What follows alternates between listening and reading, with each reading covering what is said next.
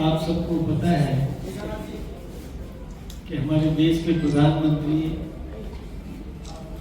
आदरणीय नरेंद्र मोदी जी 28 फरवरी को राजस्थान का केंद्र कहें अजय मेरू इसमें कायड़ विश्राम स्थली पर एक आम सभा को संबोधित करेंगे। ये हमारे लिए एक वरदान साबित होगा। वैसे तो हमारे प्रधानमंत्री जी राजस्थान में कई बार आए, अजमेर में भी पिछले टेन्योर में आए थे। जब कभी भी हमारे प्रधानमंत्री जी किसी भी क्षेत्र में जाते हैं तो बहुत कुछ उस क्षेत्र को भी प्रेरणा मिलती है और उस क्षेत्र को लाभान्वित करने का काम भी वो करते हैं।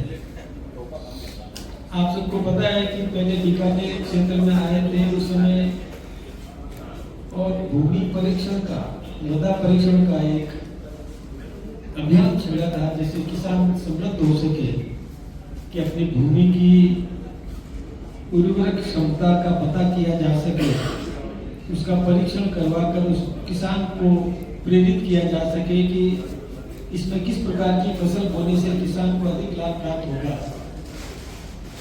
उसके बाद अभी बांसवाड़ा में आए थे तो एटॉमिक पावर प्लांट का एक शिलान्यास किया था, जिससे राजस्थान निश्चित रूप से ऊर्जा के क्षेत्र में आत्मनिर्भर बनेगा और हिंदुस्तान का 7वां इतना बड़ा एटॉमिक पावर प्लांट वहां पर, और उसका उन्होंने शिलान्यास किया। ऐसे ही पहले बाड़मेर में रिफाइनरी का शिलान्यास करने के लिए आए थे, और अभी एक बार फिर से उनका कार्यक्रम बन सकता है। इसी दरमियान अपने मध्य राजस्थान कहा जा सकता है कि जो सेंटर ऑफ राजस्थान अजय मेरू यहाँ पर हमारे देश के प्रधानमंत्री आने वाले हैं, तो निश्चित रूप से कई सौगातें देंगे उस दिन। कई लोगों को नियुक्ति पत्र भी देंगे, कई शिलान्यास भी होंगे, कई उद्घाटन भी होंगे। राजस्थान सरकार ने बहुत विकास के जो काम किए और उनका उद्घाटन शिलान्यास उस दिन होगा। कुछ समय पहले दादिया में आए थे जयपुर के पास में, तो मध्य प्रदेश और राजस्थान के बीच में जो लंबे समय से जल विवाद था उसका समझौता करवाकर श्री राम जल सेतु शिलान्यास किया था।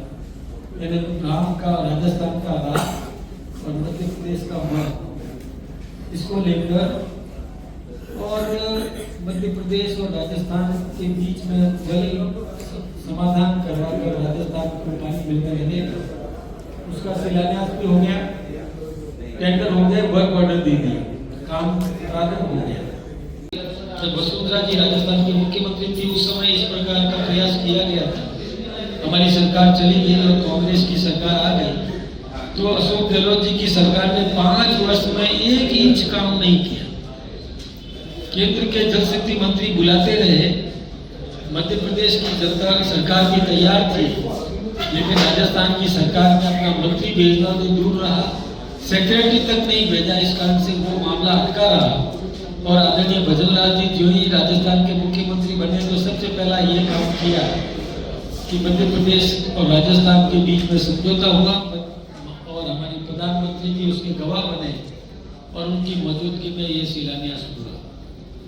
इसी प्रकार से हरियाणा के और राजस्थान के बीच में पानी का, यमुना जल का विवाद था लंबे समय से। 1992 में तब राजस्थान के मुख्यमंत्री भैरव सिंह जी शेखावत थे, उन्होंने पैसा जमा करा दिया, लेकिन हरियाणा ने हमें पानी नहीं दिया।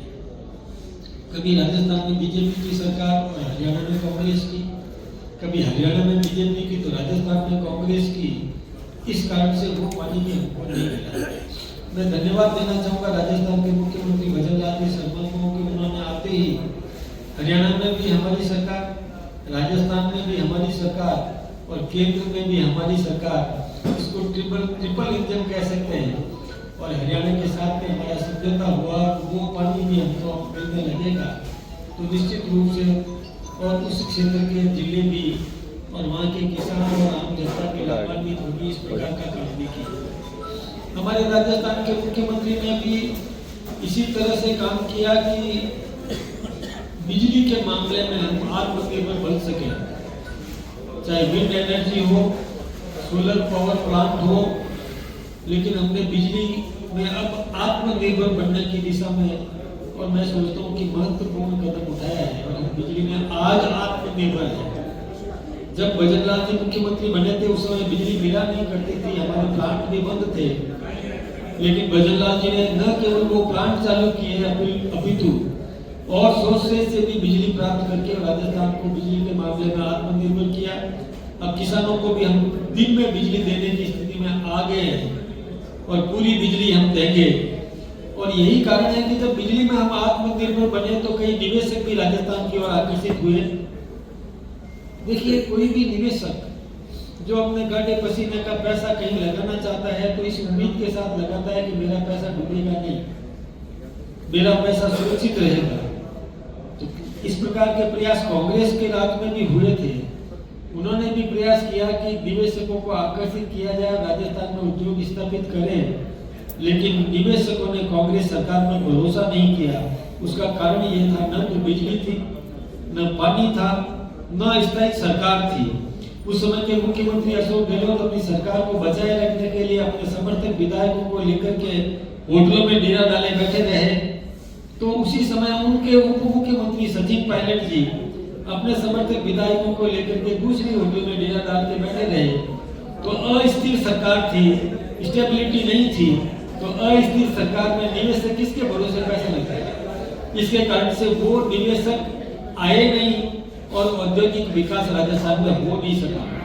अब क्योंकि दिल्ली में हमारी सरकार, राजस्थान में हमारी सरकार और स्थायी सरकार, डबल इंजन की सरकार और पूर्ण बहुमत के साथ दोनों स्थानों पर स्थायी सरकार है, इसके कारण से निवेशक आकर्षित हुए और भजनलाल जी ने सकारात्मक प्रयास किया और 35 लाख करोड़ के एमओयू किए। और मुझे इस बात की खुशी है कि उनमें से 8,33,000 करोड़ के जो एमओयू तो प्रोडक्शन में आ गए। राजस्थान में औद्योगिक विकास हुआ, राजस्थान समृद्ध हो रहा है, रोजगार मिल रहे हैं। यही नहीं, हमारे मुख्यमंत्री ने घोषणा की थी कि हम 5 लाख नौजवानों को रोजगार देंगे। उस दिशा में भी मुख्यमंत्री जी ने यह प्रयास किया कि 1 लाख से अधिक लोगों को तो नौकरियां दी। और हमारे जो प्रधानमंत्री जी आएंगे उस समय भी कई नियुक्ति पत्र भी यहाँ पर दिए जाएंगे। तो ये इस प्रकार के काम राजस्थान सरकार ने किए हैं। राजस्थान ने जो कहा वो किया।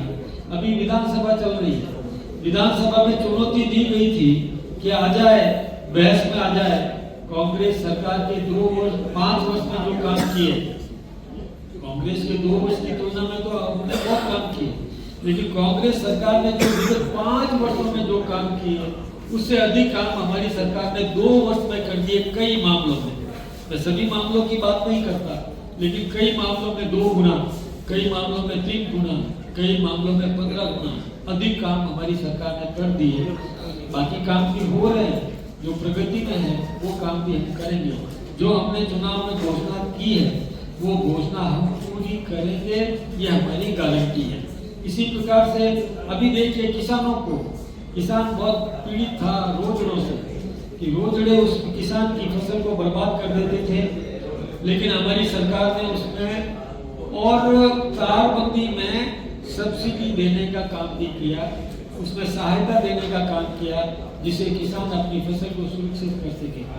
यही नहीं, किसान कर्जा भी लेना चाहे तो बिना ब्याज किसान को ऋण देने का काम, ये मैं सोचता हूँ कि एक बहुत बड़ा काम है, बहुत बड़ा काम है। किसान को समृद्ध करने के लिए बहुत बड़ा काम किया। यही नहीं, किसान की एमएसपी, मिनिमम सपोर्ट प्राइस, किसान जो उपज पैदा करता है उसकी उपज को खरीदना और उसकी कीमत बढ़ा करके यानी 2 गुनी कीमत, ये करने का काम किया।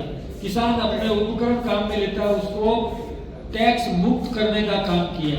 यही नहीं, कोई किसान अपनी फसल एक तत्काल नहीं बेचना चाहे, जैसे अधिकतम हमारी फसल मानसून पर निर्भर करती है, मानसून एक साथ आता है तो किसान की उपज भी एक साथ मार्केट में आ जाती है, तो मार्केट में भाव घट जाते हैं।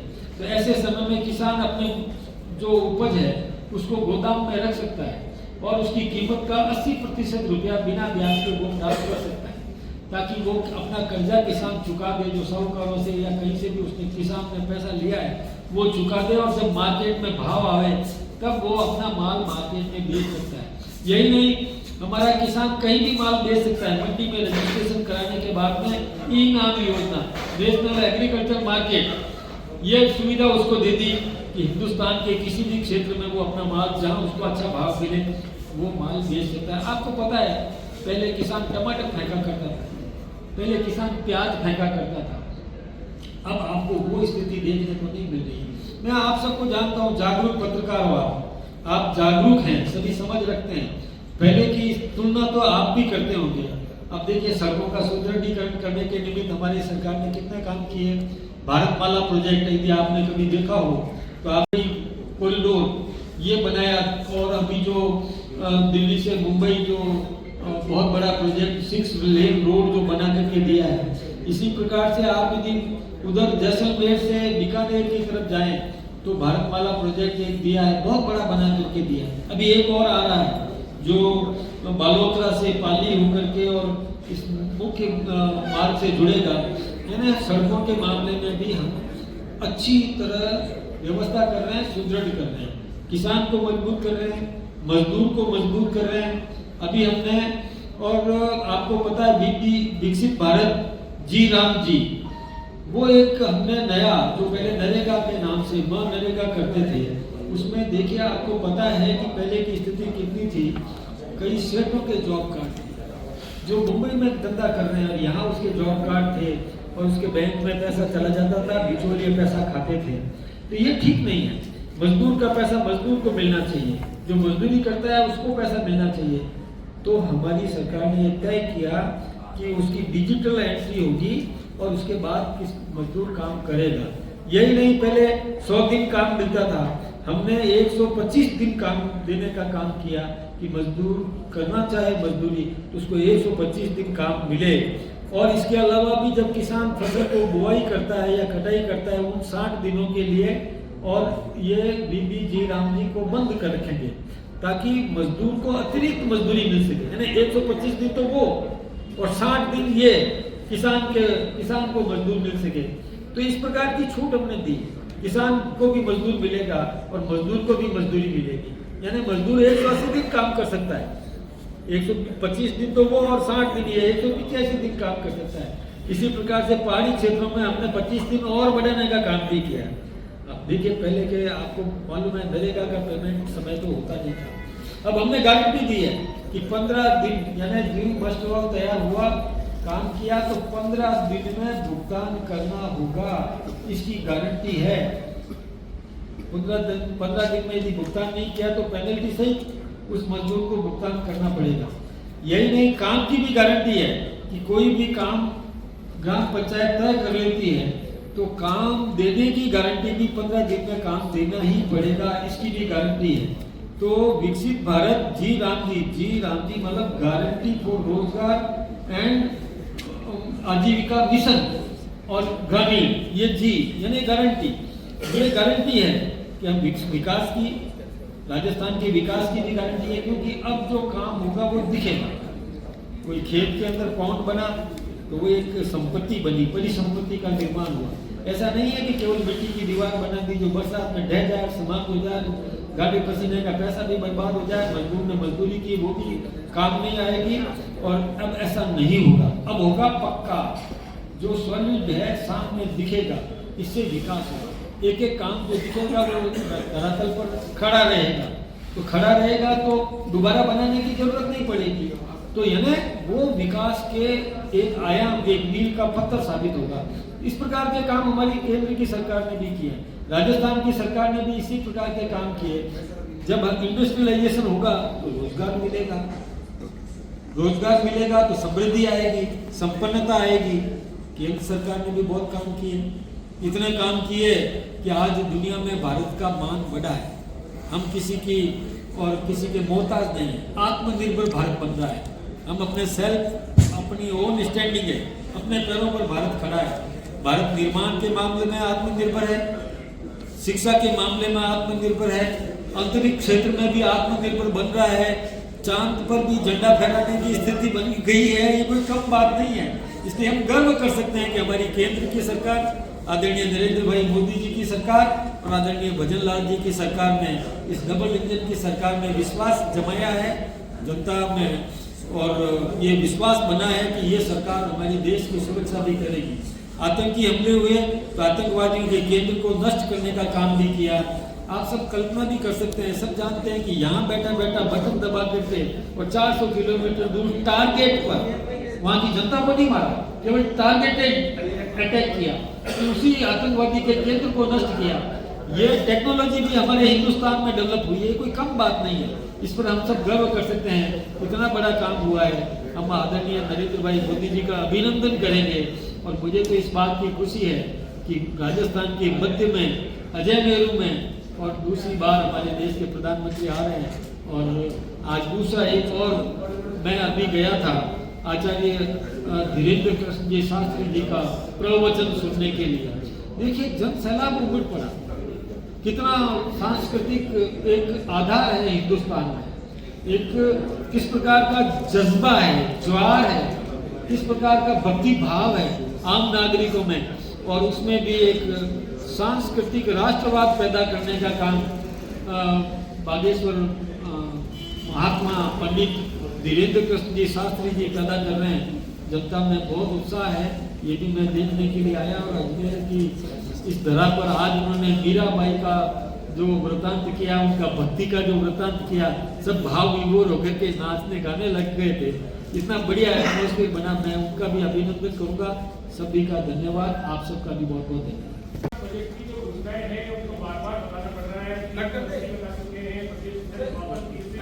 थोड़ा नजदीक आओगे तो मैं सोच सकूंगा थोड़ा सा। अच्छा होगा, खड़े इसमें छेड़ा है इसको या फिर है क्या हो सकता है कि दोनों हाथ से पकड़ बहुत दिन हो गए या हमारी आई देश आ गए, 2 मंत्री आ गए, वित्त मंत्री। बजट का बखान क्यों कर रहे हो?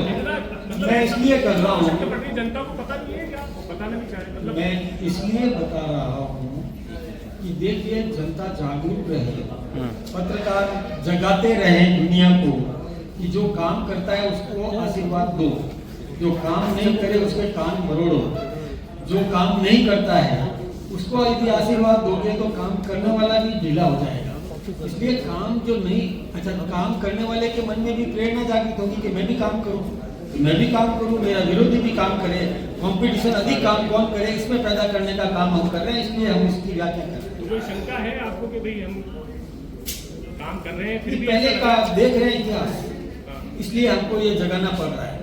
अब हम जाग गए हैं, जनता जाग गई है, हमारी स्थायी सरकार रहेगी, लगातार भारतीय जनता पार्टी की सरकार रहेगी, अब बनेगी, बनती रहेगी। प्रधानमंत्री जी वैसे ही बड़ा चेहरा है, लेकिन फिर भी आप जनता को इतना जगाने का प्रयास कर रहे हैं, इसके पीछे कारण क्या है? जनता जाग नहीं रही? ऐसा नहीं है, जनता जागृत है, लेकिन फिर भी एक बहुत बड़ा अवसर हमको मिला है, सौभाग्य है हमारा, ये हमारा सौभाग्य है कि हमको वहाँ और बहुत बड़ा, जब इतना बड़ा चेहरा जिसके लिए दुनिया ललायित है वो हमारे बीच में आ रहे हैं, तो ठीक बात है, हम सब पहुंचेंगे, उनका अभिनंदन करेंगे, उनको धन्यवाद देंगे, अच्छा काम किया है उसका शाबाशी भी देंगे। ये सब काम तो हमारा है, जनता का काम है, शाबाशी देने का काम जनता का है, तो जनता देगी तो हो गया ना, देगी जनता।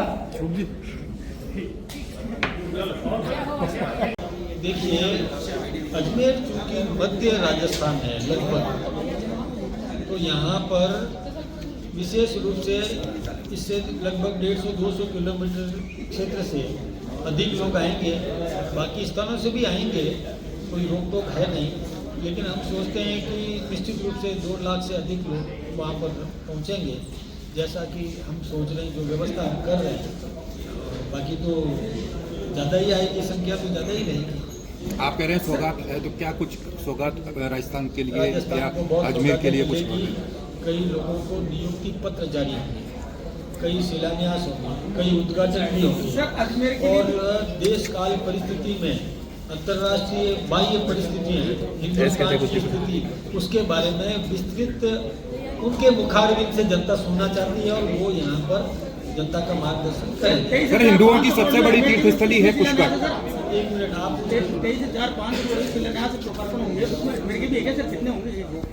नगर के अजमेर सर के लिए अजमेर के भी बहुत होंगे सर बहुत होंगे, अजमेर के भी हैं। और जैसे कुछ ऐसी योजनाएं होती है कि जो सभी को मिलती है, जैसे सड़कों का सुदृढ़ीकरण, बिजली की आत्मनिर्भरता और किसान से संबंधित वो काम है, मजदूर से संबंधित है। एक बात मैं आपको बताऊं, पहले देखिए एक छोटी सी दृष्टांत आप ले लो कि कोई मजदूर था, मजदूर अपना नौकरी छोड़ के दूसरी जगह जाता था तो उसका वो जो पीएफ का पैसा डूब जाता था। अब मोदी जी ने ये कर दिया कि अकाउंट कर दिया उसका, मजदूर एक स्थान से छोड़ के दूसरे स्थान पर जाएगा तो उसका अकाउंट उसके साथ चलेगा। और अभी आपको पता होगा कि कई पैसा बैंकों में पड़ा है जो मोदी जी बुला के दे रहे हैं, ये आपका पैसा है लेके जाओ। ये पहली बार हो रहा है हिंदुस्तान में, बहुत बड़ी बात है।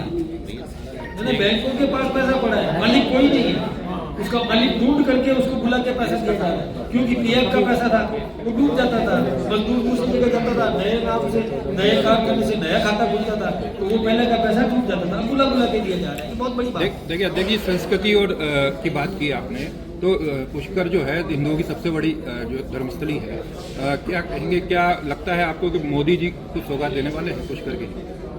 देखिए निश्चित रूप से तीर्थराज पुष्कर है, तो यहाँ पर आएंगे तो यहाँ तो कई भाव जागृत भी होते हैं, अच्छी बात है, बहुत कुछ देखे जाएंगे। अच्छा, यूजीसी को लेकर जो है समाज में असंतोष है, ये आप सब जानते हैं कि ये हमारा लेना देना नहीं है, न केंद्र सरकार ने कोई घोषणा की है, न हमारी बीजेपी ने कोई की है। अभी उस पर रोक लगी है तो रुका हुआ है। पहले भी जो हुआ रोहिल वेमुला जो प्रकरण हुआ जेएनयू में, उसको लेकर के ये हुआ था, मैं कभी उसका समर्थन किया नहीं, हम उसके बात भी नहीं कर रहे हैं। हम तो अभी कोर्ट ने रोक लगा रखी है, तो मैं सोचता हूँ कि जब वो विचाराधीन विषय पर हमें ज़्यादा बोलना भी नहीं चाहिए, अपने मन के भाव प्रकट करना नहीं चाहिए, लेकिन सभी न्यायोचित होगा, किसी के साथ अन्याय नहीं होने देंगे। सरकार का क्या रुख है इसमें? अन्याय नहीं होने देंगे। सर बस ऑपरेटर्स की हड़ताल है, भीड़ कैसे जुटेगी? मोदी जी की सभा है, उमड़ घुमड़ के आए। बसें ही नहीं है, बसें देने के लिए मना कर दिया है, ऊपर से करणी सेना आंदोलन कर रही है, यूजीसी को लेके काले झंडे दिखाने की बात कर रही है शाम को। एक बात मैं आपसे बताऊं, करणी सेना को भी पता है कि इसमें मोदी जी का कोई लेना देना नहीं है, इसमें बीजेपी रोल बैक की मांग कर रहे हैं, वो तो यही मांग कर रहे हैं, रोल बैक। वो अभी तो वही तो कह रहा हूँ, जो मैंने दिया जवाब, अभी खुल के दिया, अभी जवाब यही तो दिया, इन्होंने लिया मेरे से, आपने सुना नहीं, मैंने माइक से बोला। एक बार हमारा कोई लेना देना नहीं है, किसी के साथ अन्याय नहीं होने देंगे, न्याय होगा, सबको समान समुचित न्याय मिलेगा, उसकी रक्षा करेंगे। ठीक। लगातार कांग्रेस आपके ऊपर आक्रामक जो तेवर है वो दिखाती आ रही है, चाहे वो केंद्र हो, चाहे वो भारतीय जनता पार्टी की राजस्थान की सरकार हो। क्या कहीं कोई डैमेज कंट्रोल की रणनीति पर भाजपा काम कर रही है या? देखिए, कांग्रेस के में नेतृत्व की थोड़ी कमी है। मैं एक बात आपसे कहूँ, यदि आप सुने तो मैंने एक बात बताया कि कांग्रेस का नेता यदि कोई भी बात विरोध करना हो तो हिंदुस्तान में करे, समझ में आता है। हिंदुस्तान के महामहिम राष्ट्रपति जी को आप शिकायत करें, समझ में आता है। विदेश में जाकर हिंदुस्तान के नेतृत्व की आलोचना करता है तो राष्ट्रभक्ति कहाँ है, राष्ट्रीय चरित्र कहाँ है?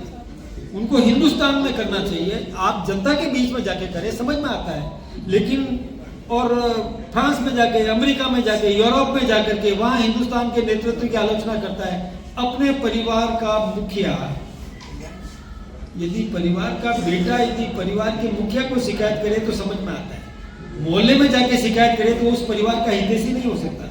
और कांग्रेस के राहुल गांधी जी परिवार के हित की बात नहीं कर रहे हैं, राष्ट्रभक्ति की बात नहीं कर रहे हैं। जब कभी भी संसद चलती है, कभी कोई न कोई ऐसा लेकर के आकर के हंगामा खड़ा कर देते हैं। अभी देखिए कि क्या जरूरत थी उनको ये अभी वहाँ अर्धनग्न होकर के वहाँ प्रदर्शन करना, ये शोभा देता है? कभी भी नहीं। मैंने पहले भी कहा है कि एक कबीरदास जी ने कहा था कि जहाँ का गुरु भी अंधला, चेला खराल बिरंद, अंधा अंधी ठेलिए दोनों कूद पड़ंद। तो जिसका नेता उच्छृंखल है उसका चेला भी उच्छृंखल होगा ही होगा, और उच्छृंखल मिल करके कुएं में गिरेंगे, पार्टी को गर्त में ले डूबेंगे कांग्रेस को। ये स्थिति बन रही है। मैं सोचता हूँ उनको भी थोड़ा समझ रखना चाहिए। मेरी एक सोच है, राष्ट्रभक्ति हम में भी हो, विपक्ष में भी हो, राष्ट्रीय चरित्र उनमें भी होना चाहिए, पक्ष में भी होना चाहिए, विपक्ष में भी होना चाहिए, तब देश का भला होगा। यदि अराष्ट्रीय गतिविधियों को प्रोत्साहन देने का काम करेंगे, हिंदुस्तान की फौज सर्जिकल स्ट्राइक करे और फौज से पूछे, सवाल करे वो राष्ट्रभक्त है क्या? जब देश पर संकट के संघर्ष के स्थिति बने उस समय वो जो विपक्ष की भाषा बोले वो राष्ट्रीय चरित्र नहीं कहा जा सकता। उनको राष्ट्रीय चरित्र जनता समझा देगी। सर डोटासरा जी आरोप लगा रहे हैं कि हर मोर्चे पर सरकार जो है 2 साल में फेल रही है। डोटासरा जी यदि कह दे सरकार सफल है तो उनकी दुकान आज ही उठ जाएगी जी। वो तो आलोचना करेंगे ना, तभी तो उनकी दुकान चलेगी जी। उनको अपनी दुकान चलानी है जी। लेकिन चलेगी नहीं। ठीक। बहुत बहुत